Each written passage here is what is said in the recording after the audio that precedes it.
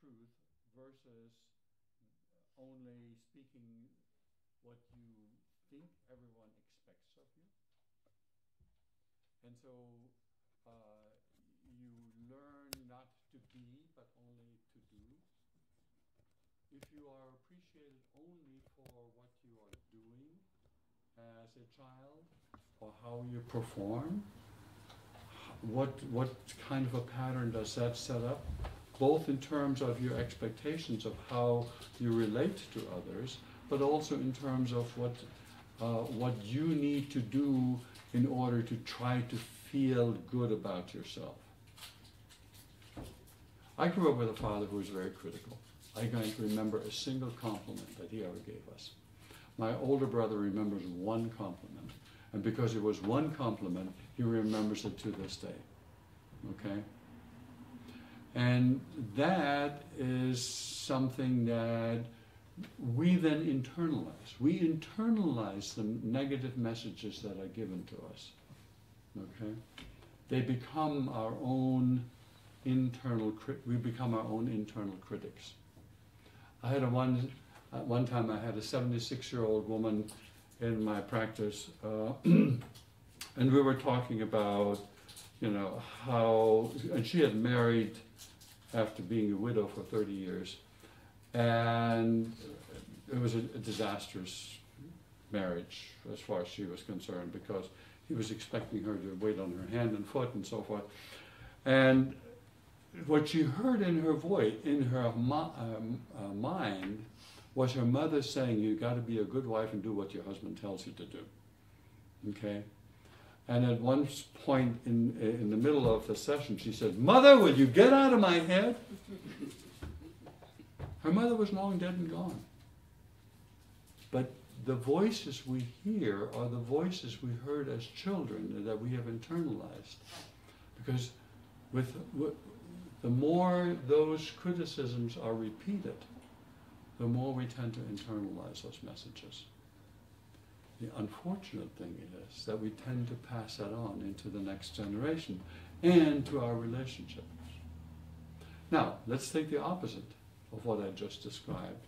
Let's say you're a child who was encouraged, who was nurtured, and who was nurtured to express their own truth and their own opinions, and whose opinions were valued and were appreciated rather than suppressed.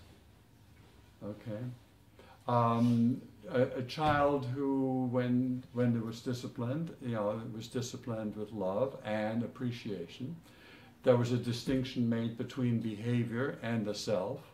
Say, that was a behavior I didn't appreciate, that was a behavior that was unacceptable. How can we prevent that this will not happen again? And what do you think happened here that you went to this kind of behavior? An openness in dialogue, an openness in communications is modeled, right? And so then the child carries that forward. This is not a child that's likely to bully other kids. This is not a child that's likely to carry anger about having been suppressed or having been beaten or having been harshly disciplined. Because when you are valued for yourself, you carry that forward and you tend to value other people. Okay? What kind of relationship did you see between your parents? Was there a struggle between your parents for dominance by one person or another? Or was it an equal respect for each other?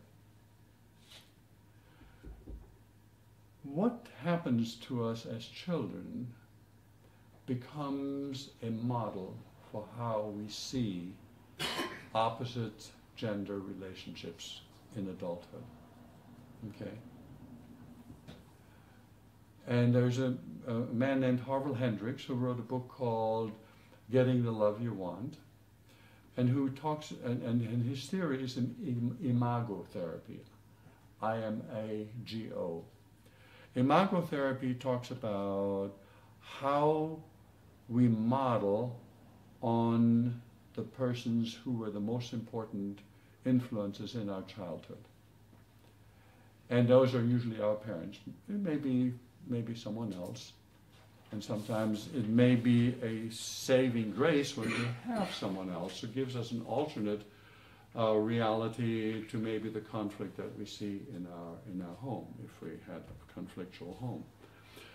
But what he's saying is that that imago, that pattern that we set up in our mind about how relationships are, according to what we saw in our childhood, becomes so powerful that we are attracted to people who are either like one or the other of our parents.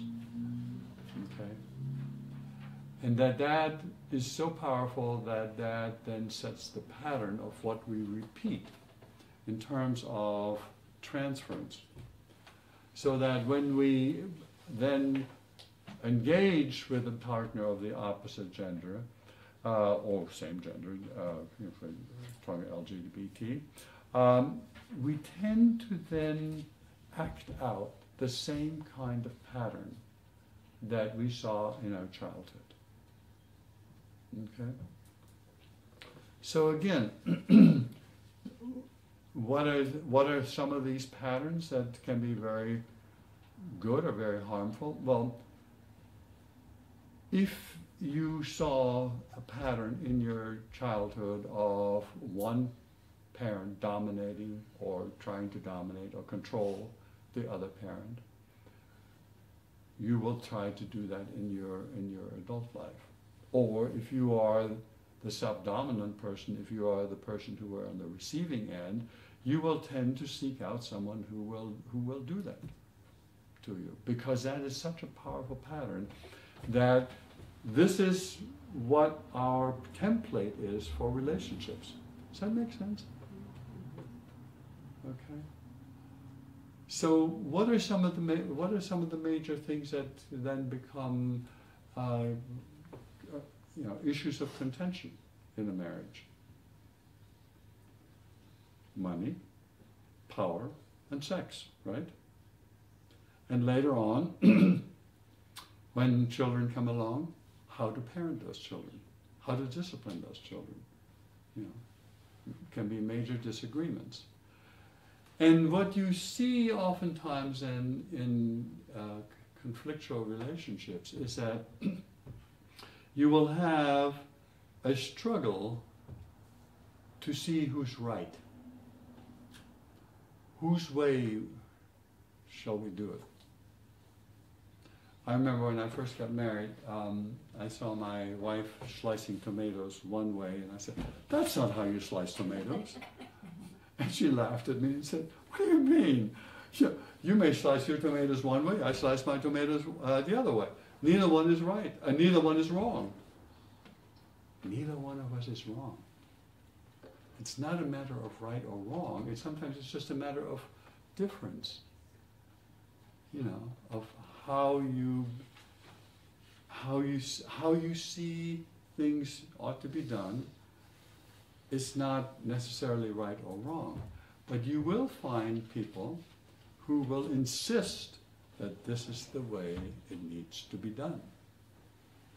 And so it becomes almost a way of controlling the other person. How many times, well, the statistics on this are very interesting. Harville Hendricks has done some research on this. He claims that 85% of marriages tend to be conflictual relationships, where one partner or both partners try to change the other person into the person that you want them to be. Okay? And that leads then to a constant struggle. Because if there is one very dominant, controlling person, what happens to the other person? What happens oftentimes to the woman, but it also happens to men. What happens? You go underground. You submerge your personality. You may become a martyr or play the martyr role. You have passive aggressiveness. You have a lot of resentment development. And whenever you have these kinds of struggles, ultimately you get distancing. You know, love gets lost. Goodwill gets lost.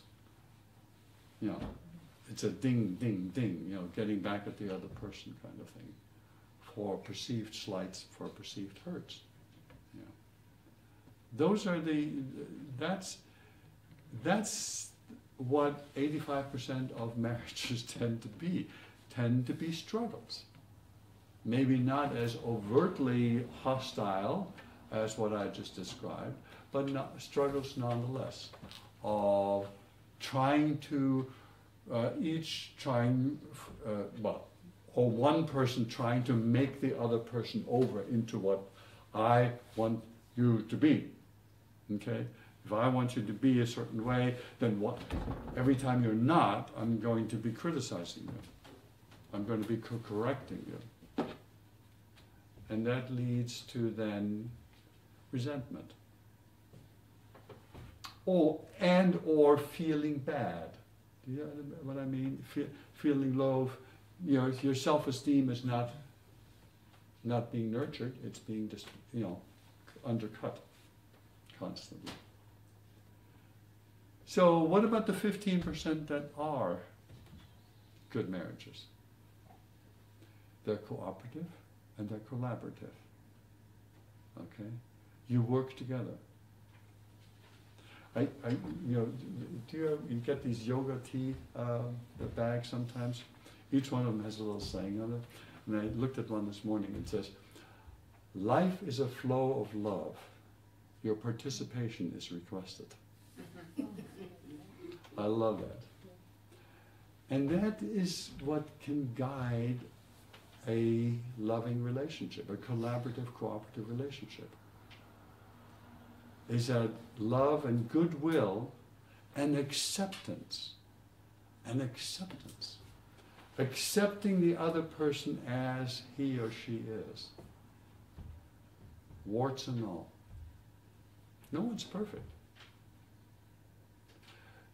The other important part here is, and this is where Harville Hendricks in his book explains, you know, in order for us to really grow, we need to know what each other's wounds, psychic wounds and scars are from childhood. Hardly any one of us grew up in a really perfect family environment, right? Anyone here have a perfect family environment that they grew up in? So we all have these psychic wounds and scars. And the way to help each other is to help each other grow and to overcome those scars. And part of that has to do with being honest with each other, being vulnerable with each other, and learning how to communicate your feelings. Too many times we hide our feelings. Oh, I don't want to bother the other person with that. Oh, I don't want to stress them with that.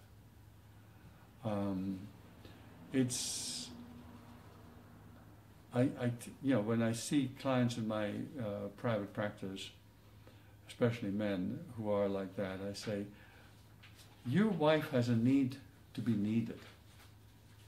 And if she doesn't know what bothers you and what concerns you, then what is she there for?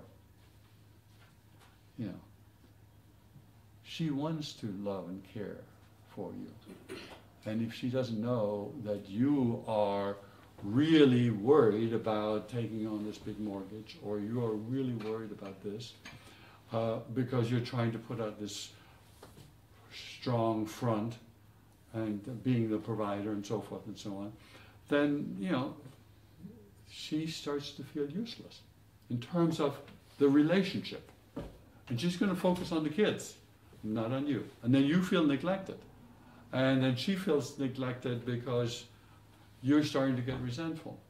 So the idea here is to reveal to each other your wounds and to help each other heal. And there's a term, that's a fancy term in social psychology, and it's called graduated reciprocal disclosure. Graduated reciprocal disclosure. Did you hear what I said? Okay. And what it means is that you build trust by revealing and this happens oftentimes hopefully happens as you get to know another person.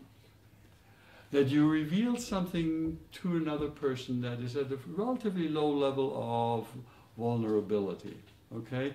And then you see how that other person responds. Are they willing to reveal something of themselves to you? Are they going to mishandle the information you just gave them?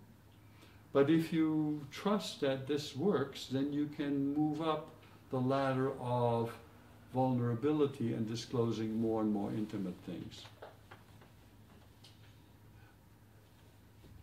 I find that the most difficult things for some men to reveal is that they have an addiction to pornography, for example. Yeah. Really, and you know, and of course, when the wife finds out by looking at their cell phone or whatever it is that they are using to view it, it's hell, because then it's big surprise. But if you can reveal vulnerabilities like that and say, I need your help, you've got a cooperative, collaborative situation. Whereas the other one, you have a resentful, I'm going to divorce you because whatever. Especially if they've been communicating with other people and exchanging intimate kinds of thoughts and disclosures to the other person online. It needs to be with each other. And that is not easy.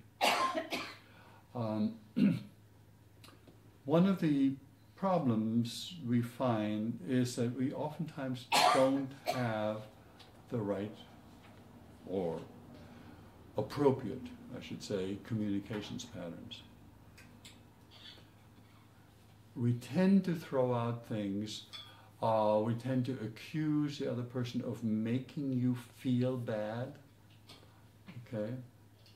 You did this. And we attribute motives as if we were mind readers to the other person. Oftentimes it's much better to just ask, gee,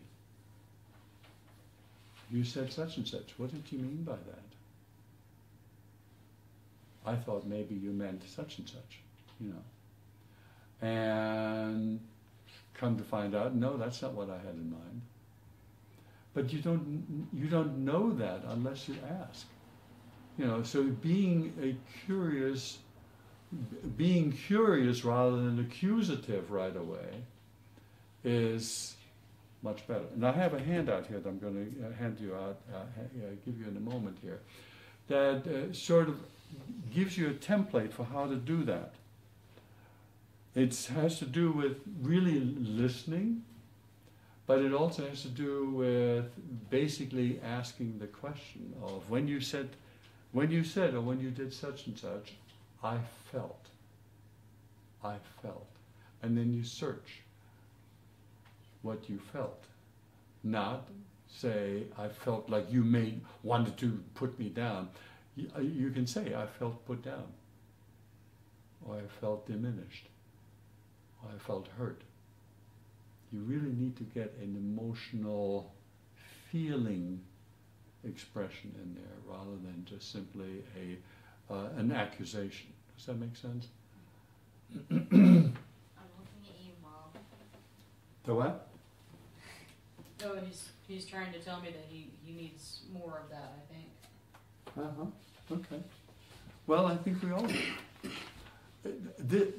Again, the pattern that we established as children and how or that we saw established for us as children as a template by our parents, is likely the way that we tend to communicate with other people.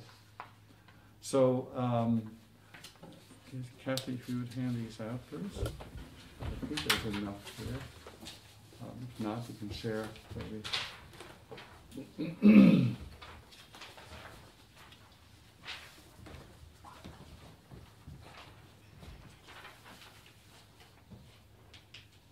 Part of our difficulty comes that when we are sensitive to being diminished by another person, by, let's say, our parents, if it was in childhood, that it is easy for us to imagine that the other person is doing the same thing. Okay? And so we tend to automatically assume ill intent by the other person when they say something that we feel is hurtful. Okay? So, did everyone get one? Yes. Okay. No? Okay. So take a look at this. As I said, it's a format for communication. It helps you put your thoughts and feelings together so you can share them with another person. It is useful to apply this format if you are in a relationship. It assures that all elements of communications are included so that you can feel listened to, heard, and understood. It supports both people in feeling validated. This is an important point here that I left out when I talked about children, how we deal with children. That children need to be validated. When you're validated, then you can individuate. You know what it means to individuate? It means that you can develop your own personality. It is part of the duty of parents to help the child to become an independent person, to become their own person. And if on the other hand, a child is, if the parent is only interested in controlling those children and not allowing them to have their own individual personality, but only in terms of what I want you to be, then you can get, again, resentment as well as rebellion. I mean, part of, this is one of my wild hunches, I think part of the opioid crisis has to do with children and persons who are not validated as young children and who use this as an escape. Whenever our psyche is under extreme pressure, we tend to go out in a door of escape. And the door of escape can be anything from alcohol to drugs, too much sex, shoplifting, you name it. It can be any number of behavioral addictions, pornography. Those are ways in which we try to make ourselves temporarily feel good. But they're not, or overeating. You know, so another one that is, and then of course the good old all-American one that's appreciated is overwork. You know, constantly working. And that comes from not being appreciated for your beingness, but only for your doingness. You understand what I'm saying here? If you're appreciated for who you are, rather than for how you perform and what you do, then you will, if you go out that door, then you will constantly work and overwork. My wife accuses me of doing that. And it's probably true. Because all of my life, until I was about 30, or 32 actually, I tried to please my father by doing things. I have 5 degrees, okay? And why do I have 5 degrees? Because my stepfather called me stupid. Yeah. So I had this quest of proving that I was not stupid. And so I have 3 graduate degrees. Yeah. I mean, do you understand that this is how this comes about? And my first marriage was a complete flop and failure because we were playing roles. We didn't really know how to be with each other. We thought we had to play certain kinds of roles. And we certainly didn't have good communication skills. Really, really. And I'm together with that same person now, and we're doing it right this time. You know, we've been together now for 30 years and living happily ever after kind of stuff. But it was hard to, in our first marriage, to get beyond this role playing that we had adopted from our early childhood wounds, both of us. You know, never being appreciated for who we were, but only for doing. So, let's come back to this dialogue format for 2 people here. The first part of this is probably the most important part in terms of the actual initial communications. The fact or the activating event. So when, could you you want to share with? Oh, I have one. Oh, you have one your own? Okay. When you said, I felt, the second part, I felt. And it says to be sure to state your feelings. You don't say, I felt you were ignoring me. You say, I felt ignored. Okay? You don't try to mind read the other person's intention. That's very important. Because if you come from a paranoid kind of perspective, you will obviously always attribute the worst kind of motive to the other person. Okay, and that's part of what is so evident in so many conflictual relationships, is that you mind read each other's intentions, and then oftentimes you're way off the base, but you don't know because you don't ask, you don't find out. Okay, you just get resentful. So then you say, okay, and then I thought I remembered or I wondered, what was going on in your mind, or what was going on with you that you did something like this, or that why would you say something like that? You know. And then if you were really hurt or felt ignored, say, and what I need is to explore this more. What I need is for us to talk more openly, more often. Or what I need is a hug, or what I need is some positive expressions of you appreciating me. You know. So then when you get into the discussion, using paraphrasing, part of this has to do with really good listening. Okay, and we call this active listening. While the other person is talking, using the above format, you listen well, because in a minute you will paraphrase back to them what they have said. This is where the next sentence here is what is really hard. Do not react or explain yourself right away. You know, it's so easy sometimes when you start to talk, or when you feel accused, that you will get defensive and you will start to not even listen to the rest of what they're saying, because you're already formulating an answer, a response. Okay? Give them back what they have said. This is to assure that you have heard them. It also sharpens your listening skills. And then while they are paraphrasing, then it's the other person, while they are paraphrasing, you listen to them and be sure they have gotten the gist or the central message of what you have said. If they have left out anything, tell the other person what it is, and then they repeat what you said. So, actually, ideally, I would like for us to practice that here. Is that a possibility?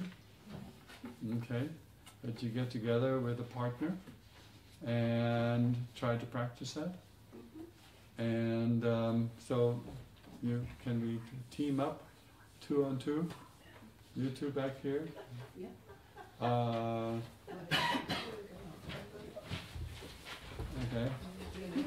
You want to practice with your mom? Do you? Ideally, this is something where you have had history with each other, and so if you can remember something that actually happened between you, that would be best. But if you don't, oops. Okay,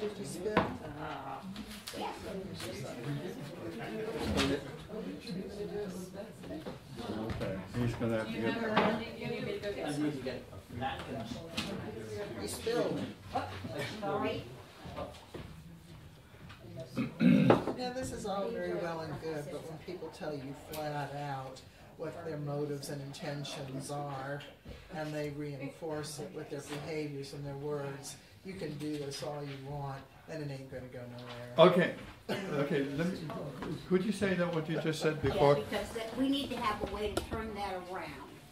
Yeah, she said that if go say it again, please. Can we pause? Can we pause? I'm gonna put it or turn around. Actually wants to be recorded. Go ahead. Okay. Look, there are situations in which people tell you flat out what their motivations and intentions are, and they back it up with their words and their behaviors towards you. You can do this all you want. I've been in 2 situations like that. You can do this all you want, and it ain't going to go nowhere. That's it. You walk away. Okay. So you basically talking from he's talking from a template that he came from, most likely, and it's not a positive one. It's a really negative template, right? One's male, one's female. Right. Sometimes. Well, and I think what we're looking at here is to go ahead and use the paraphrase. Is to say, okay, what I heard you say is, and you really did this on purpose, or you did, and I wondered, how could we change that? Are you willing to change that? Did it?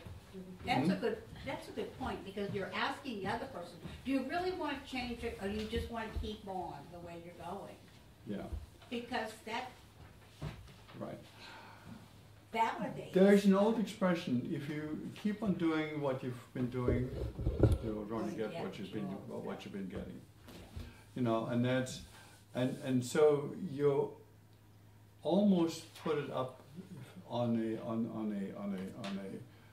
a basis of, this is really not a very loving kind of way of handling our relationship. Are you willing to make some changes? And to ask that.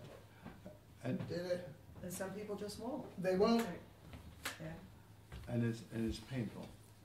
I mean, you've got pain in your eyes right now saying that. Well, you walk away. Yeah. There's no other choice. Well, That's the stop. okay, you walk away from the relationship altogether, you mean? Ah, Yeah, okay. Well, if these things don't work, no. then Not always. there is Not there is always. there is a time when you need to walk away. I mean, I had to do that in my second marriage. Okay, and it was like that. I mean, I felt that she was so intent upon being a controlling person that I felt I was submerging my personality completely, and I felt like my personhood got lost, and I had to leave. Yes. From my perspective, the way I was taught is that we have the law of 3, and I learned later on that the law of 3 had an intent and purpose. When I feel frustration with you or with somebody else, I point my finger at you, but I have 3 fingers pointing back at me. So the opportunity for growth is truly with me. Mhm. And sometimes you do have to walk away to protect yourself, but also you examine your reactions to consider where you can find your growth. And my mom is offering me that opportunity now while she lives with me for growth for me. Well, you both are growing. But I think that's always something to consider, is even if I can't offer this opportunity for growth through this great method, that I also have this opportunity to reflect internally and find growth for me. Yeah, yeah. You know, in general, when you have a person like you just described, if you know anything about their childhood, Oh, I know all about both of them. yeah, you will find that it was probably intergenerational. That yeah, and yet, how was it that you were attracted to that person? What was your template? What was your template for having a partner? See, this is the interesting thing. One of the exercises that Harville Hendricks talks about is drawing a big circle, dividing it in half, and then actually two circles, one for your parents and one for your present relationship. And in the upper part of that, you put in all the positive qualities or things that you remember about your parents. And then the bottom half, you put all the negative things that happened. And then you do the same thing for your partner. And you will find that there's a tremendous amount of concordance between the two pictures. Okay?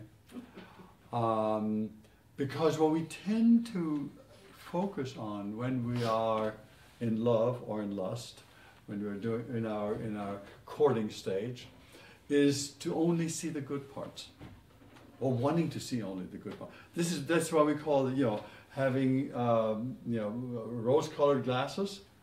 When we have rose-colored glasses, our mind automatically tends to eliminate things that are discordant from what we want to see.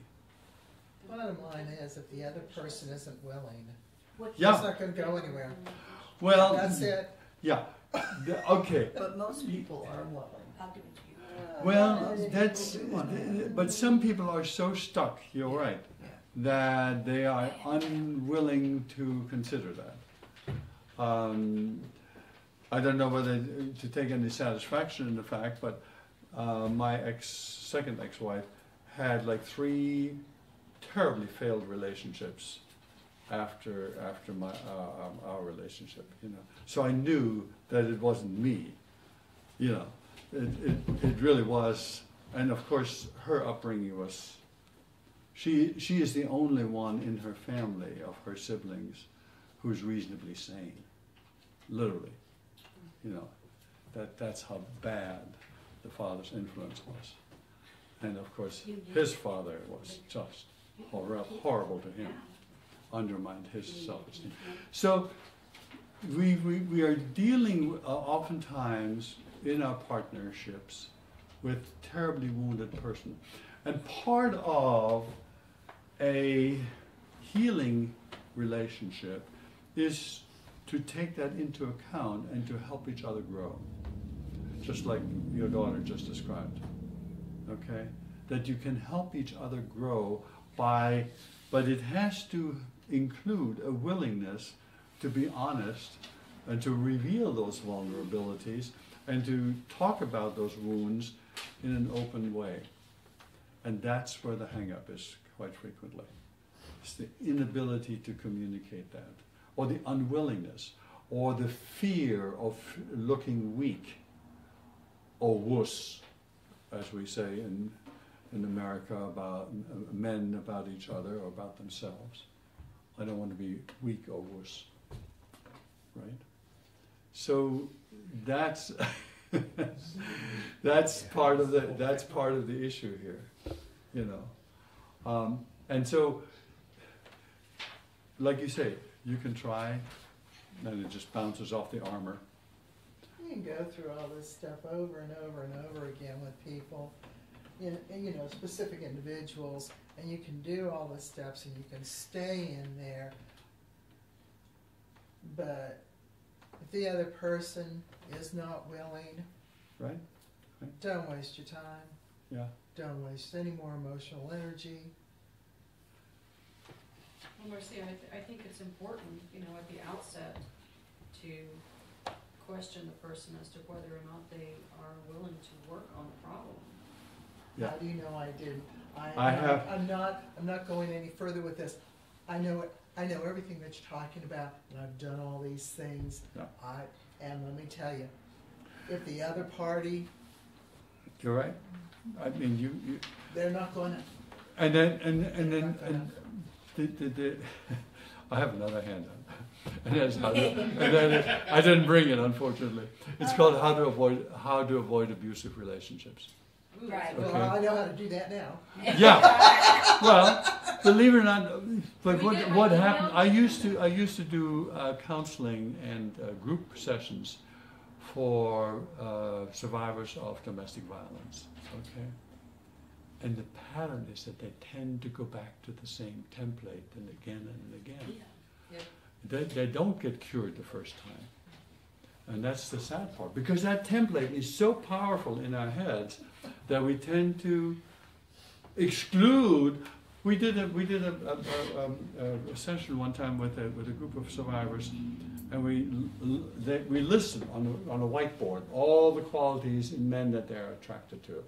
Oh, they got to be strong, they got to be decisive, and they got to be powerful, and they got to be romantic. And we talked about, well, what about providing security and calmness and strength and so on. And they said boring, and I said bingo. That's how come you go back to the It's same. not boring at all. That's how you keep coming back. Well, Well, the maybe same not thing for them. not for you, but I mean the point is that I'm making here is that these templates that we establish in childhood are very, very strong, and sometimes you have no say-so in it because you get captured by that type of person because you fit his template, and so that's how it happens. It's very We common talk about among men two and different. We women. talk about two different types of person who tend to become victims of domestic violence. One of them is they see it in their own homes, and the second one is that they are the overly kind, nurturing type who will be rescuing birds and wounded animals in childhood, and who think they can rescue and heal a person who is terribly wounded. This is not just women; it happens to men too. Oh, I'm Very much so. totally in agreement with you. Yeah, he hasn't mentioned ginger. Yeah. To Yeah. be fair. Well, Well, let's Yes, take it a is look the here problem. at the part 3 here on the reverse page. It is important that you not only hear the other person, but you support and validate what they said. Validation can even come in the form of, I hear what you said, and then repeat what you heard them say. And I do not agree with it, or can we agree to disagree sometimes? Okay? When you fully understand where the other person is coming from, it is also easier to find common ground. Okay? And when you find common ground, you can empathize with the other person's feelings and thoughts. And this is where sometimes it comes in where they have just admitted to their sense of insecurity, anxiety, panic about something that is going on at work, something that they're fearing is going to happen, that made them feel really insecure, and that influenced their squirrely behavior towards you. Okay. So it also makes it easier to understand their behavior requests. And then part 5 is a behavior request. The person who first started talking tells the person who first listened 3 to 5 behavior requests listed, I should say, related to the issue brought up. Sometimes these behavior requests come right out of the need or plan. The person listening can pick up any of the three to perform when the particular issue comes up again or at some other time. And then, okay, yeah, you're getting into really detailed stuff here. Evaluation. Both people apply the following evaluation questions to the communications exchange. Did I feel listened to and heard? How did I feel about that? Did I know when I got my request met? Did the request fulfill my need? How was it for the other person to do my behavior request? If it worked, do it some more. If it didn't work, repeat this process until the behavior request seems to move the issue into a more manageable place. You're not going to resolve things every time. These old patterns that we have, that we've established in our childhood, tend to come out again when there's more stress. Okay, the more, when we're stressed, we tend to repeat patterns out of our childhood much more. I should say we seem to have less cortical control over our emotionally driven kinds of behaviors towards other people and towards the environment than when we're in the good space. Than when you're in a good space. Okay. When you're in a good space, you can stand back and reflect. But when you're driven by this anxiety, overarousal, insecurity, anger, a lot of these things that we do to each other are driven by hidden resentments. Yeah. Hidden resentments that we've carried on from our childhood. And it's really tough for people to overcome those, or for you to make a dent in those. I didn't try anymore. Yeah. No, I mean, right, but you did try for a while, right? Yeah. And I got you nowhere, so then you gave up, and that was probably the wise thing for you to do. Okay. So I have a question. Move on. First of all, is Move on. it time for us to practice this process? And Well, I'm kind of wondering because How about we you all do don't it at home? have any. I'm assuming most of you don't have any real issues that you can talk about right now. So, yeah, it really takes an important issue between the two persons to really practice this meaningfully. some of us do. You and your boy do? And I was also wondering if we could possibly volunteer for a practice scenario, my son and I, since he's in the developmental phase of where this stuff is actually the most important. Okay. You want to? Would you like to see that? Have them practice a scene? But I need to turn off the camera. Right. Okay. That's fine.